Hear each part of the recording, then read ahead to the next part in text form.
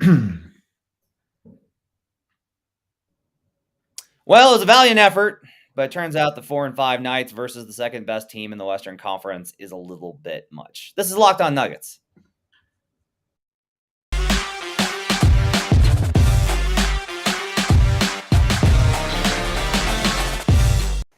Welcome to Locked On Nuggets, your daily Denver Nuggets podcast, part of the Locked On Network, your team every day. Thanks for making us your first listen each and every day. We're free and available on all platforms. My name is Matt Moore. I'm the senior NBA writer for the Action Network. His name is Adam Mares. He's director of content for DNVR at thednvr.com. You can check out his work on Twitter at Adam_Mares.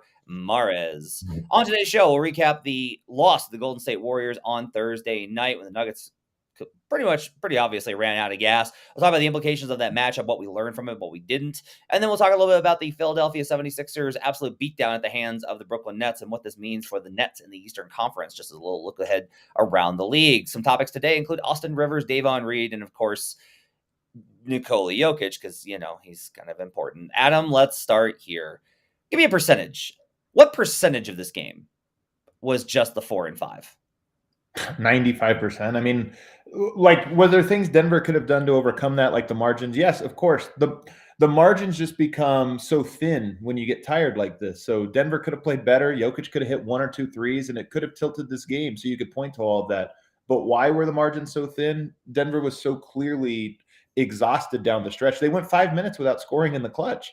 That's not a thing that I think is characteristic of this team and what we've seen of them, not just this season, but really over the last several years. So you looked at it, Jokic in particular was really bad down the stretch, but not bad as in just missed this or that. He couldn't get around Looney at all. He threw some weird passes. He even picking up fouls in the third quarter, I thought were fatigue fouls. We've talked about this a lot. A lot of his dumb take fouls come when he's most tired.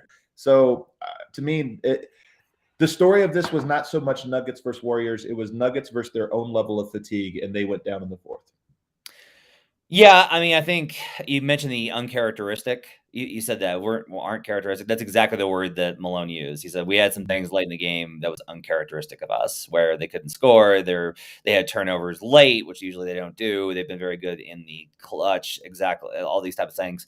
So yeah, I do think that in a large part this game was decided by the fatigue factor. They just ran out of gas. Like when they were, they had that great bench stint early, and I was sitting there with Blackburn, and I was betting Warriors because I was like, oh, they're gonna run out, they're gonna run out of steam, and the bench isn't gonna have 2 good stints. You just can't trust them to have 2 stints, especially not as good as they did. Like it really was a valiant effort. I think that they were up for it, but they were just completely exhausted. And Malone did the whole, no excuses. We can't do this, that, and the other. But he also made comments about, you saw some things in the second half that you would expect on the 4-5. And that's kind of an admission that, look, they just didn't have it. They ran out of energy. I do think, though, it was, like you said, a valiant effort. And I think it's fair. I think that's true. And also, is there this auxiliary benefit you get from this? I talk to George Karl about this all the time, where he says, rest, there's no question it helps players to stay healthy and stay fresher and you play better. But he said, are we overlooking the value of players having to do something tough throughout the season that makes them more prepared for when times get tough later? And first of all, I love that. I honestly think there is something to look what we did, or look what we almost did.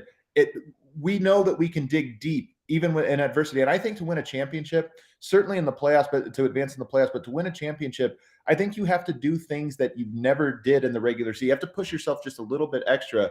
And Denver pushed themselves more than they have at any point this season last night. And even though it came up in a loss, I just think it toughened them up a little bit. Nobody got hurt. That. Yeah, no, I agree with that. I think that's fair. I think for a veteran team, it's difficult because it's like you are fighting that constant, this is a March game on a Thursday. Okay. I don't think Denver approached this game that way, though. I think for them, that's part of what was cool about it, is I think Denver genuinely looked at this as a unique challenge. Hey, man, we haven't had this before, 4 games in 5 nights. Let's give it a shot. They came out and tried to win this one. They didn't get it done. Yeah. I will say that I think the mental focus was there. Yeah. Again, as I always say, the spirit was willing, the body was unable. Like Yeah. that really was what it was, because you look at it and like Monte Morris was short on jumpers. Like it was just front rimming. You could tell that there was an arc on it. Aaron Gordon, the missed Aaron layups Gordon was and the dunks in most the first fatigued. quarter. Like he just didn't have his legs. Like Aaron looked absolutely terrible last night when I thought he'd have a good game. All these types of things. So I definitely think so. I do think that there are matchup based things to take. Like I never pay attention to wins and losses when I'm looking at a potential series. I look at how the matchups are going to go. That's But smart. even then, this game, one thing that doesn't really hasn't, in my opinion, been talked about. The Nuggets were also without Will Barton, and I get that Will Mhm. hasn't been great lately. You just need the bodies. You Yeah, just need the guys to no be able question. to have another option there. And that kind of, it changes some of the equation. If you can move Will to the three, that gives you, I think, a better matchup versus Curry, Poole, Thompson. Like that just gives you a better matchup because you need Austin Rivers to guard Curry, and then Monte Morris is having to guard Clay. And Clay wasn't great last night, but like that was a concern for me that I kind of circled. I was like, man, Monte's having a hard time with Clay. Clay had a hard time with Monte on the other end, but I thought that like that matchup was like a really interesting back and forth. But then I was also like, oh, so much of this is because Will's out that it Right. causes complications. Yeah, there's no question about it. I mean, Will just gives him an extra body, an extra player. Now, if he would have been played all 4 games in 5 nights, he probably would have looked like Aaron Gordon last night. Like he would have been tired as well. But yeah, just giving him the bodies. And on the other side, we should say the same thing. Like they didn't have Draymond Green. As much as Jokic just couldn't get around Kevon Looney, and I feel very confident that he can, like a fully rested Jokic can get around Kevon Looney pretty easily and draw fouls and not get blocked as many times as Jokic got blocked last night. As much as I think that, it's completely different when you're going against Kevon Looney with Draymond Green playing free safety or playing pass rusher, whatever Yeah. the defensive scheme calls for. So this the Warriors, I'm with you. The only takeaway I have is going to be our main takeaway, I know, in segment 2, which is more about is Austin Rivers the guy that can do that? We'll kind of put a pin in that and talk about that in the next segment. But to me, that was the big sort of the big question that emerges from this one. But Denver, you said earlier the spirit was wielding, but the body was weak. I would actually change it. The spirit was wielding, but both the mind and the body didn't have, or whatever it is. Because I think it wasn't just a physical thing; it was also the mental breakdowns. And by the way, also perhaps a mental breakdown or shortcoming by Michael Malone, not sort of reading Steve Kerr's adjustment to the rotation. I know we'll talk about that here in a little bit as well. But Steph Curry getting to go for 5 straight minutes against Bones Highland and Bryn Forbes certainly, in my opinion, also affected the game in a way that changed the outcome. So, yeah, the mistakes, the fouls. I don't think Jokic is going to be in foul trouble against the Warriors very often. I just don't think that's a thing. Yeah, that's probably fair. And that shifted the rotation a little bit, which we'll talk Yep. a little bit more in the second segment. Let's take a break. We'll come back and we'll talk about Austin Rivers and his impact versus Curry. We'll talk about the rotation changes when Jokic got into foul trouble and more when we come back on Locked On Nuggets. But first, I gotta tell you about a new sponsor for us, which is the Athletic Greens Company. Hmm. Fantastic new company, guys. It's a supplement that you take daily, and it's absolutely fantastic. It's got all the nutrients that you need. I've started taking it. It's amazing. It tastes really good, actually, and it doesn't taste like it's super healthy. It's got kind of a mild tropical taste, and it's just really nice to take it in the morning. It's awesome. With one delicious scoop of Athletic Greens, you're absorbing 75 high-quality vitamins, minerals, whole food source superfoods, probiotics, and adaptogens to help you start your day right. This special blend of ingredients supports your gut health, your nervous system, your immune system, your energy, recovery, focus, and aging. So I've started just taking it in the morning. I have a glass of that, and then I have some oatmeal and some coffee. Wake up. It's been absolutely terrific. I've been telling friends about it. It's been terrific. You can also, it's got like these little awesome containers that come with it. So you can take it with you when you Yep. travel, which I think is amazing. So check it out. Make sure to check out the Athletic Greens Company at athleticgreens.com. We are also brought to you today by BetOnline. It's that time of year again, and college basketball's tournament is finally upon us. You got all the latest odds, contests, and player props. BetOnline.net is your number one source for all your sports betting needs and info for the tournament. BetOnline remains the best spot for all your sports scores, podcasts, and news this season, not just basketball. They've got your continued coverage for all your sports wagering needs, including live betting and your favorite Vegas casino games. Head to the website today or use your mobile device to learn more about the trends in action. Bet online, where the game starts. We'll be right back on Locked On Nuggets. Back here on Locked On Nuggets, thanks for making this part of your day and your first listen each and every day. Make sure that your second listen is a Locked On Now podcast, which has got nightly recaps of all the NBA games from our local experts. Check it out, the Locked On Now podcast on YouTube and wherever you get podcasts. All right, back here, Adam. It was really kind of crazy because Steph had a great game. Steph was terrific last night. Steph did Steph things. He made the shooty hoops, and the crowd went wild for him. But Austin Rivers did a really great job of defending him, and really Curry got loose and kind of exploded when Rivers went to the bench in the third quarter, which I thought was like an interesting. It creates a number of interesting questions here about what the rotation would look like in a potential series. I guess maybe this is the most direct way I can ask you this. Do you think that Austin Rivers in a Warriors Nuggets playoff series needs to mirror Steph Curry's minutes? Man, mirror the minutes. I don't know, because we also didn't see Will Barton, and I'm curious to see if in a series if he can sort of emphasize his defensive aspects and he becomes another player. Because I don't know, we haven't seen Austin Rivers play 38 minutes. Like, that's just not a thing we've seen. So I don't know if he can mirror Steph's playoff minutes to that degree. You probably need multiple bodies out there. What I will say, though, is I feel pretty confident that he will be the best defensive option against Steph Curry.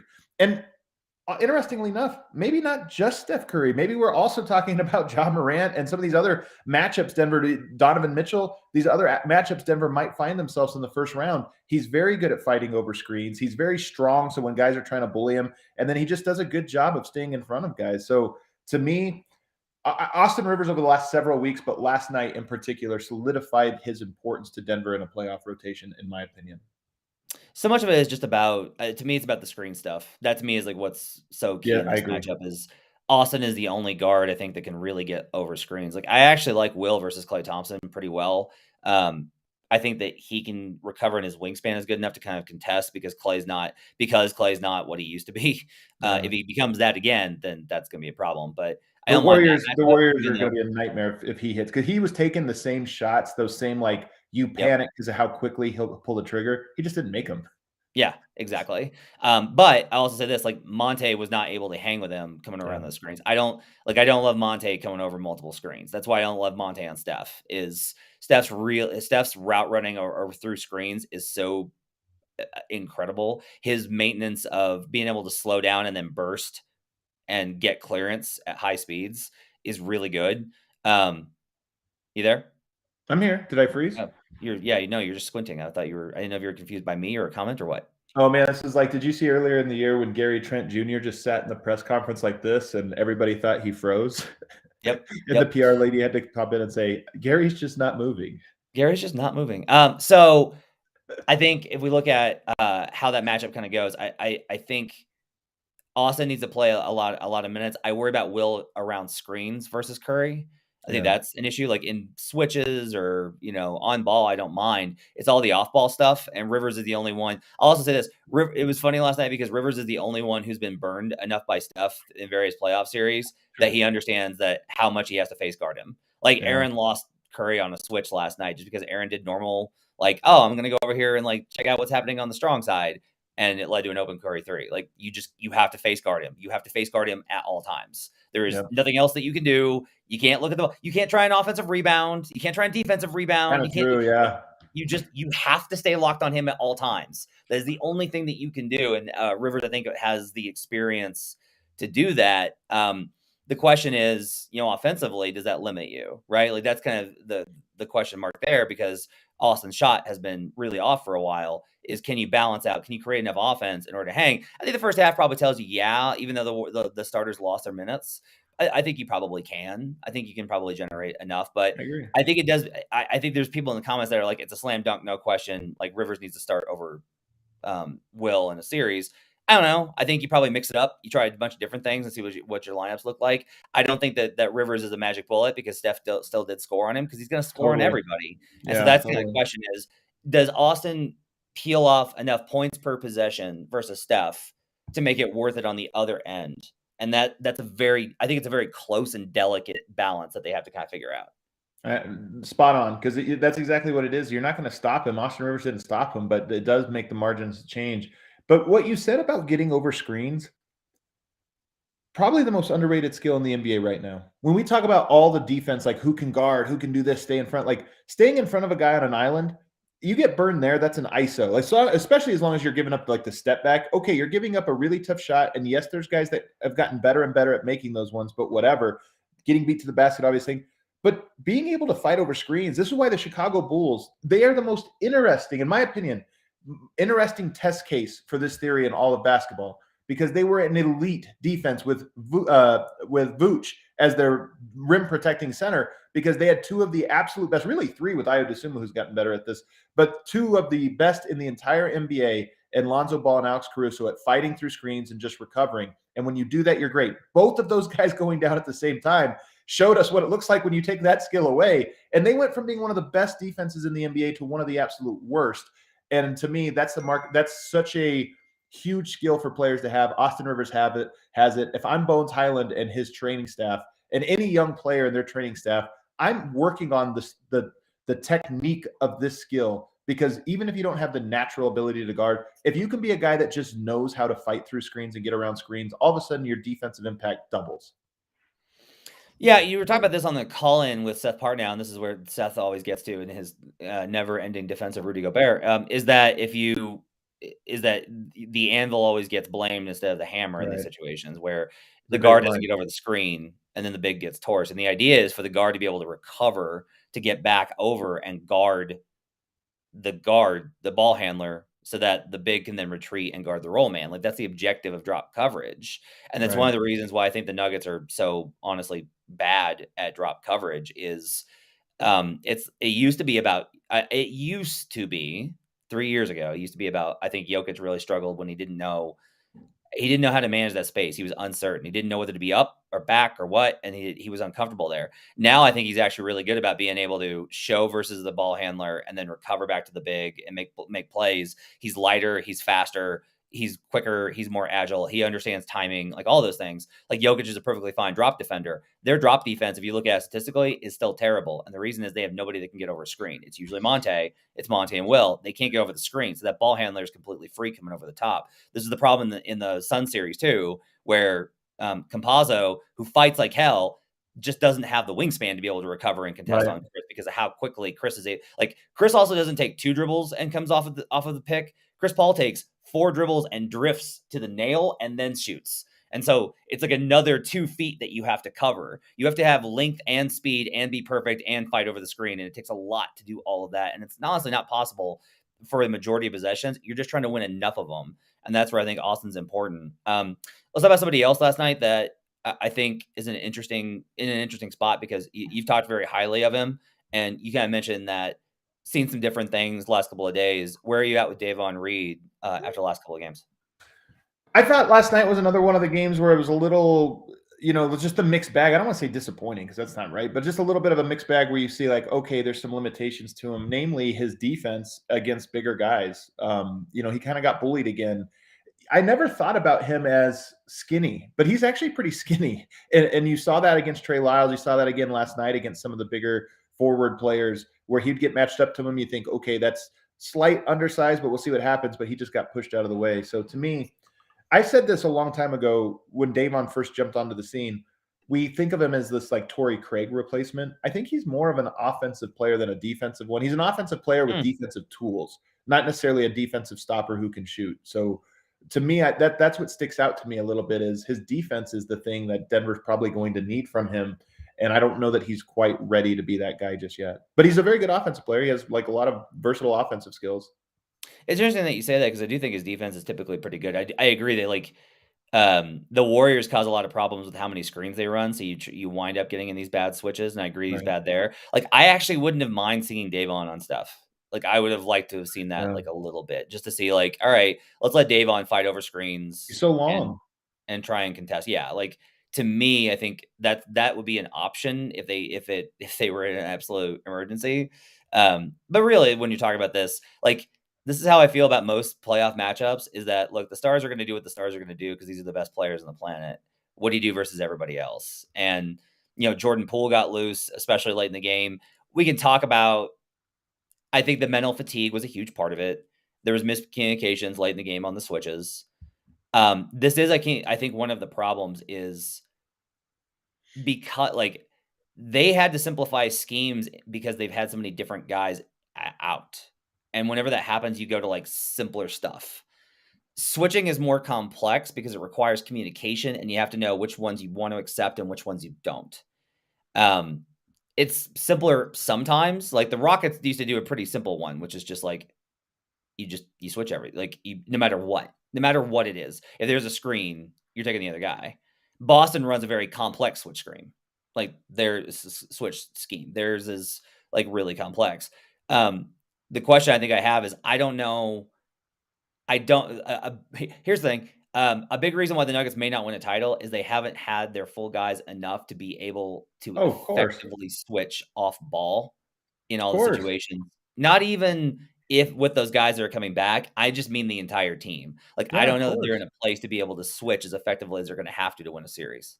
Defensive chemistry is a very real thing, and it's not just about switches or not switches. Every aspect of defense requires guys to kind of have the rhythm of each other. Like when a call comes out, like all the timing of this.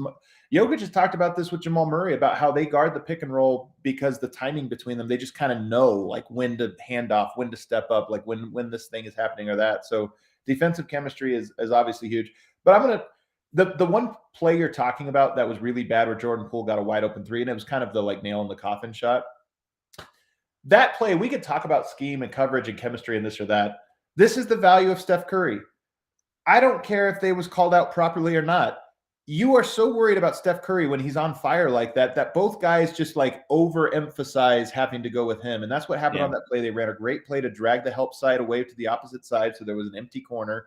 Both guys, was there a miscue? Of course. But was that miscue highlighted because both guys were panicked about giving up the Steph Curry nail in the coffin? That's exactly what happened. Yeah. I wanted to take a look at this and see exactly what happened last night because somebody asked in the comments about this. I wanted to take a look at it. The play? Last night with Austin Rivers on the court, uh, Steph Curry had 19 points when Rivers was on the court on 46% shooting and 28.6% from three. Yeah. And when Rivers was off the court, he scored 15 points on 63% shooting and 60% from three. He was And 3 of how many 5. minutes was Austin Rivers off the court with Steph on? Do what? How many minutes was he off the court with Austin 28 Rivers? minutes was with Rivers on, 10 off. So So he had 15 almost the points. same score Yeah. points in the 10 minute in half Yeah. the minutes. Yeah. It was huge. Like, Yeah. it was a huge factor. Like, it really was, like, the biggest factor, and I think if I'm pretty sure if I did the, offensive rating here, it's gonna reflect kinda the same. Yeah, that's right. So they had a 118 offensive rating when Rivers was on the court versus Steph, and that's like, okay, that's really good, and you're Really probably gonna good. lose, etcetera, right? Especially because the end of that game and how it went down. But when Austin was off the court, the Warriors had a 141 offensive rating in 10 minutes. Yeah. So that's They scored a kind lot. of It a was a big what, deal. 26 to 10 run in 5 minutes. Like 26 points in 5 minutes is a lot. So, all right, let's take a break. And then we'll come back and we'll talk a little bit about some of the other game last night and look a little bit ahead to the rest of the Nuggets' upcoming schedule. We'll do that when we come back on Locked On Nuggets. But first, I want to tell you about RockAuto.com. With the ever-increasing numbers of makes and models, it's impossible for your local chain auto parts store to stock all the parts you need. Why endure often pointless or intimidating questioning and wait while the person behind the counter orders the parts for their computer, choosing the only brand their warehouse happens to carry? You've got computers with access to RockAuto.com at home and in your pocket. You get to save time and money using Rock Auto with their easy-to-use catalog. You will wind up saving 30%, 50% sometimes, even on all these things, just by going to Rock Auto instead of a chain store or dealership. They're a family business, RockAuto.com is, serving do-it-yourselfers for over 20 years, and their prices are reliably low for every customer. Go to RockAuto.com right now and see all the parts available for your car or truck. Right, Locked On in their How Did You Hear About Us box so they know we sent you. Amazing selection, reliably low prices, all the parts your car will ever need at RockAuto.com. We'll be right back on Locked On Nuggets.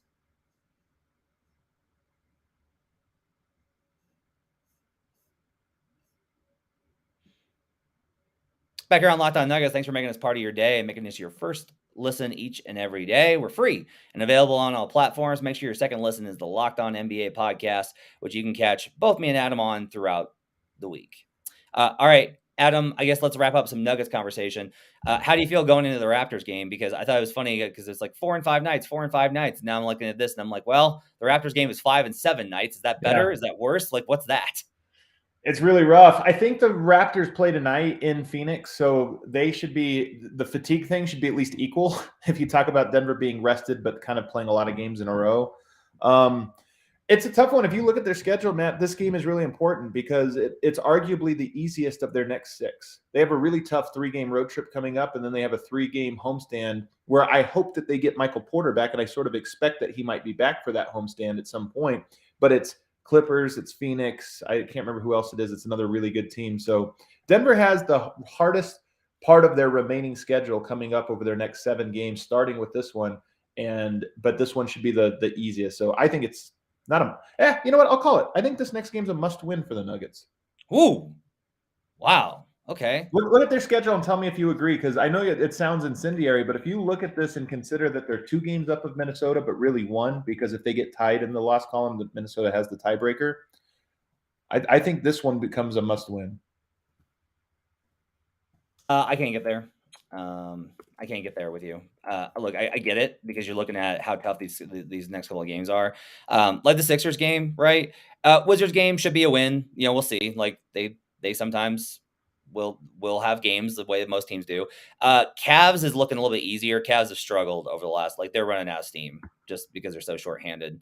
They're The still good Celtics though, game, and that's the 3rd game of a road trip. So again, yeah, I'm with you. Like Denver can beat Washington, they can beat Cleveland, they can even beat Philadelphia. But if you look at Toronto, Philly, Washington, Cleveland, Boston, Clippers, Phoenix, Toronto might at home with them being at a rest disadvantage, that might be the easiest game of all of those. yeah. Mostly I want to push back on this is here's the Wolves schedule. So they face the Magic tonight on Friday. So They've got the Heat on a back-to-back. They're at the Spurs. Okay, win. Lakers, I guess a win. And then Bucks, Mavericks, Suns, Mavericks, Celtics, Raptors, Nuggets. Like that's a tough one too. yeah, this is the thing is all the West teams refuse to lose. All the West teams have hard schedules. Right. This is what March is for the Western Conference playoff race. I still feel pretty confident the Nuggets are not going to be in the play-in. Maybe I'm wrong. I could be wrong. I was wrong about Jamal. 538 loves them. I mean, 538 has like a 2 or 3 game cushion at the end. So yeah, 530. Yeah, 538 also thinks like the Celtics are going to win the championship. So like I like the Celtics. I think the Celtics are really good, but I think the models are sometimes get a little runaway on some of this stuff. It's interesting. I think the idea of why the models tend to exaggerate certain teams is very interesting. I think that's always well, like one other thing to kind of factor in here. I mean, when we talk about the Nuggets' schedule over the stretch, you get Michael Porter back in maybe even Jamal Murray. That's just all bets are off there. So if you look at maybe Jamal Murray, let's just say he's back after this tough stretch. So you have Oklahoma City at home on the 26th. We already know Oklahoma City beat Denver one time. You got Charlotte, Indiana. Like those are teams maybe Denver should be favored in just in a vacuum, especially if they have rest. But if you're bringing back Michael Porter and Jamal Murray for those, and that's like their first or second or third game back, those games just become such wild cards. They're just should Denver be better? Yes, long term, but in the short term, is Murray getting cooked by LaMelo Ball or this or that? Like I don't know that. So there's just a lot of Denver's end of the season should be very interesting. There's just so many variables that'll happen almost week by week. Other game last night, the Philadelphia 76ers got pantsed by the Brooklyn Nets, and we're not here to,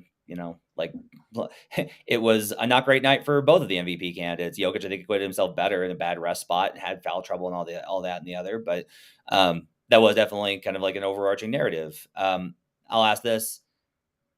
You want to ask this, like, did that game kind of change your opinion about the Nets a little bit? It changed my opinion a little bit about the 76ers, and not in this like they can't overcome this, but it was, look, man, whenever there is a narrative around somebody like, oh, they disappear in big games, every big game sort of becomes like extra pressure filled. And this was one that, like, are you telling me Philly fans didn't feel this way last night watching it? They were booing them. They were booing them. And those boos, I know those boos. Those are familiar boos. Those are the boos of, oh my God, here we go again, aren't we? And I'm not saying it is going to happen, but I'm saying that is a storyline that was sort of like back burner, like, hey, Harden hasn't been great in the play. Yeah, we know, but let's, put it in context. So all of a sudden, like, Uh, is this what is this following the exact script we sort of feared? He was atrocious. Are you kidding me? He's atrocious. And that team in general, just you wonder about a team's soul. Like, is their soul appropriate? And like that 76ers team, that's the big question. Last night, you're like, wow, that's a soulless team that is just getting absolutely blitzed by somebody that wanted it more. Yeah. It's such an easy spot too. Like they have Andre Drummond and LaMarcus Aldridge. What? You know, like Go to work. how are you not dominating them? It was wild. Harden was worse. I'd like to see that playoff series. I really would. I would like to see that playoff series for a number of reasons. One, because I want only one of them to advance, but two, because I think it'd be an interesting matchup. Look, I expected the Sixers to win that game, so it was kind of an eye-opening thing for me. Durant was fantastic. They found ways to slow down that offense. I'll also say this: I did a bet stream on the Sixers last week versus the Cavaliers, and the Cavaliers they wound up running out of steam, and so their defensive rating was fine. The Cavaliers scored on them; like they were able to get what they wanted. I'm a little concerned about the Philly defense. I have some concerns about the Sixers defense long term, especially with it's harder to play Tybal. I think when you need the Mm, spacing around those two. mm. And he hasn't played well since the trade, which seems notable. Tobias Harris is having an off season. All those types of things. Some questions in the comments. Is Jamal not coming official? There's all these questions about Jamal. Look, I am more skeptical than I have ever been that Jamal's coming back this season. I never thought we would get here. I really did think he'd be back in February. I really like all year long. That's what I heard. And it's just, he's not there. He is no longer shooting pregame on the court. Now, he could be doing pregame warm-ups upstairs. That's entirely possible. But to me, that's a sign that somebody doesn't like, whether it's the Nuggets wanting to like curtail dissection of how he looks or Jamal not wanting to deal with the attention, whatever. That to me is notable. MPJ is still doing it and Jamal isn't. And to me, that like it's a bad sign. It just is. We haven't gotten like any sort of like information about it, but I'm more skeptical than ever that Jamal comes back. That can change. The stuff changes quickly. Sure, Like sure. it just does. It just changes quickly. I But hear buzz with MPJ. I don't really hear a whole lot with Murray, and that doesn't mean anything other than the Nuggets are being especially tight-lipped. It seems with those guys. yeah. Okay. I still think MPJ is back 20th, 22nd, 26th, somewhere in there. I still think he comes back, and I'm excited at least for that piece. And then Murray, I'm not with you where I lean more one way or the other, but we're probably a week away from me before I start to lean one way or another. When they come back from that road trip, if we don't have like a little bit more of an update than we have now, I'll probably swing pretty hard the other direction. Okay. That's gonna wrap it up for Locked On Nuggets for a Friday. Thanks for joining us. We'll be back post game after the Raptors game on Saturday. Thanks for joining us, everybody. Have yourselves a great weekend. Make sure to subscribe to the YouTube channel and give us those 5-star reviews wherever you get podcasts. Thanks for joining us, everybody. Have yourselves a great weekend. We'll talk to you guys again next time on Locked On Nuggets.